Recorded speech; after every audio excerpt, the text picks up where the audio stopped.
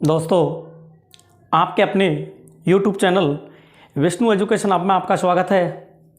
आज हम आपको आगामी आने वाली एग्ज़ाम रीट, VSTC और PTET और आगे जो भी एग्ज़ाम है उनके लिए राजस्थान का पहला चैप्टर राजस्थान का परिचय डाल रहे हैं। और ये जो क्लासें अब आपको रोज़ाना रेगुलर मिलती रहेंगी। तो चलते हैं दोस्तों। देखो, राजस्थान के बारे में आपने खूब अच्छी तरीक़ा से सुना होगा, क्योंकि राजस्थान सूरवीरों का क्या राज्य है। तो देखते हैं, देखो इनका इतिहास कैसा है। इसको दो भागों में तोड़ेंगे तो इति धन हास। तो इति धन हास, पहले हास का मतलब घटित होना, यानी कि वह घटना जो पहले क्या हुई थी, घटित हुई थी, वो इतिहास के देखो विश्व इतिहास के जनक हेरोडोटस, भारतीय इतिहास के जनक वेद व्यास या कृष्ण द्वापर जिसका दूसरा नाम है, राजस्थान इतिहास के जनक कर्नल जेम्स टॉड, राजस्थान के वास्तविक जो जनक थे गौरीशंकर हीराचंद ओझा थे। इसी प्रकार से आगे हम इतिहास के बारे में बताते हैं। तो देखो, इतिहास के बारे में जो एक वैज्ञानिक थे वो थे वैगनर ने एक सिद्धांत दिया, महाद्वीप विस्थापन सिद्धांत, जो सन 1912 में दिया था। इन्होंने बताया कि जो पृथ्वी है इसका निर्माण कैसे हुआ। तो उन्होंने बोला कि जो सूर्य और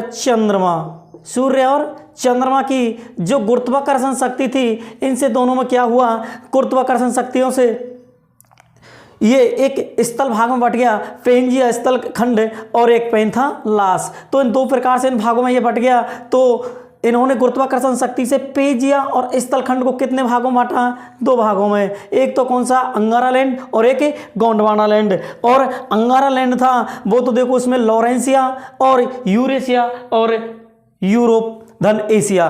दूसरा उत्तरी अमेरिका, जो कौन से गोलार्ध में स्थित हैं, उत्तरी गोलार्ध में स्थित हैं।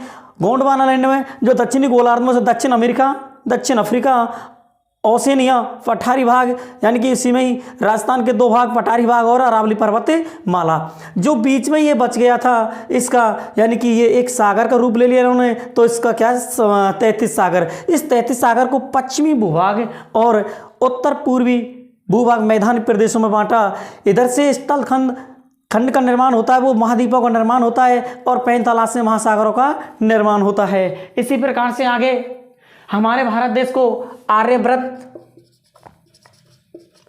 और सोने की चिड़िया, इंडिया दैट इज भारत और हिंदू कहा जाता। तो देखो, इसको इंडिया किसने कहा और हिंदुस्तान किसने कहा, इनको याद करने के लिए देखो, इंडिया आप ऐसे ही लिखेंगे इंडिया, और या देखो यहाँ से पकड़ो तो यू, यानी कि यूनानियों ने हमारे भारत देश को इंडिया किसने कहा था, यूनानियों ने कहा था। और हमारे भारत देश को हिंदुस्तान किसने कहा था, ईरानियों ने।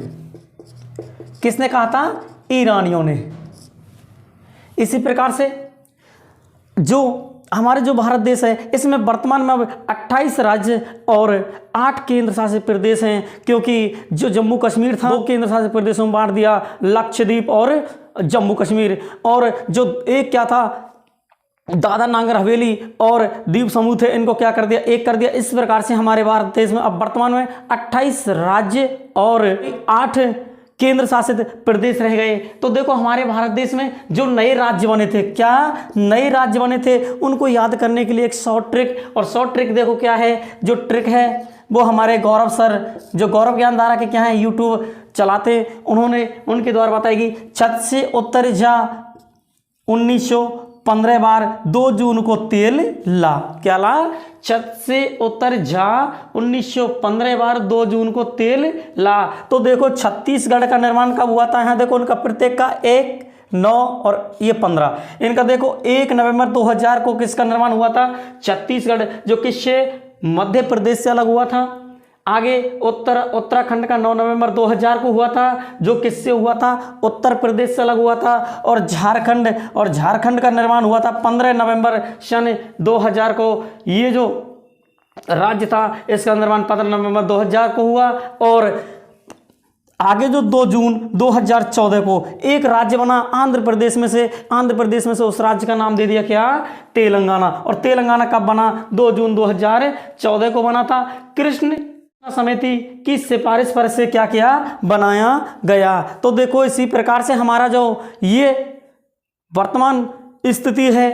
इसके बाद तो दोस्तों आगे देखो, जो राजस्थान का नामकरण था वो ब्रह्मदत्त जो मिलता है ऋग्वेद में। तो देखो इसका नाम ही खुद है कि ब्रह्मदत्त, यानी कि जो हमारा प्राचीन समय था उसमें कौन सा वेद फेमस था, उसका नाम था ऋग्वेद। तो ब्रह्मदत्त जो मिलता है वो ऋग्वेद मिलता है। मरुकांतर जो क्या थे, वाल्मीकि ने बोला था। आपने रामायण जो इन्होंने एक लेख लिखा था उसमें रामायण में उन्होंने क्या बोला है, वाल्मीकि ने क्या बोला, इसे मरुकांतर नामक स्थान, इस राजस्थान को नाम दिया। राजपूताना बोला था जॉर्ज थॉमस ने, जो अंग्रेजी कमांडर दौलत राव सिंधिया के क्या थे, अंग्रेजी कमांडर। और उन्होंने जो ग्वालियर था उस ग्वालियर के पश्चिमी राजपूतों को राजपूताना के नाम से इन्होंने सुशोभित किया।